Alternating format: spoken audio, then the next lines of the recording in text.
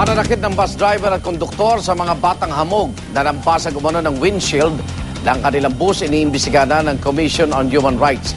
Kahit daw mali ang ginawa ng mga bata, iginiit ni CHR Chairperson Eta Rosales na hindi raw dapat inilagay ng driver at konduktor ang batas sa kanilang sariling mga kamay.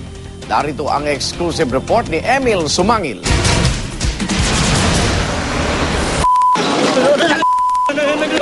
Ang panununtok at pananadyak sa dalawang batang hamog at paggapos sa isa sa kanila ng isang bus driver at konduktor, hindi raw makatao ayon sa Commission on Human Rights. Kahit pa, hindi raw nagbayad at nagbasag ng windshield ng bus ang dalawa at nagtangkang manaksak ang isa. Yung bus driver at yung konduktor, abay matatanda na ito, kahit ba naman binasag yung bus nila, they should not take the law into their own hands. Dapat, ibigay nila sa pulis yan, ibigay nila sa barangay tanod, ibigay nila sa barangay captain, ibigay nila sa mga law enforcement agencies.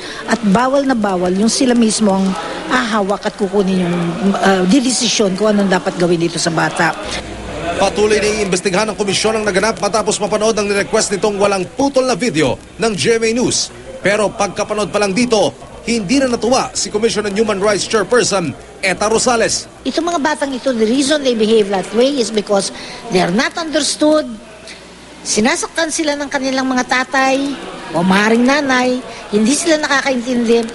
Wala silang pag-aalaga at pagmamahal na nagagawa dito sa pamilya nila. Kaya nakahanap sila ng kanilang, they go out. Hindi rin daw sang-ayon si Rosales na amyandahan ng Juvenile Justice and Welfare Act na nagbibigay proteksyon sa mga menor de edad laban sa pagkakakulong. Wastong pagpapatupad nila ng batas ang susi para tuluyang mailigtas sa mga menor de edad mula sa anyay kumunoy ng kapahamakan. Kung sasabihin mo, I am a mayor, I'm a government official, kailangan babaan yan up to 12 years old. Pwede na silang ikulong. Ikulong mo, then they will become mixed with the adults, then they will become just like the adults. The important thing is to understand their psyche, to understand their heart, their behavior, to understand their environment. Sinadya ko ang garahe ng Unicab Transport pero hindi raw pumasad ang bus driver at konduktor na nakuna namin ng video. Wala ring opisyal ang liner na pwedeng magsalita. Dahil police matter, wala raw si LTFRB ang kapangyarihang magpataw ng parusa sa driver at konduktor, bagamat di naman daw sila nagkukulang sa pagtuturo ng tamang asal sa daan sa mga seminar.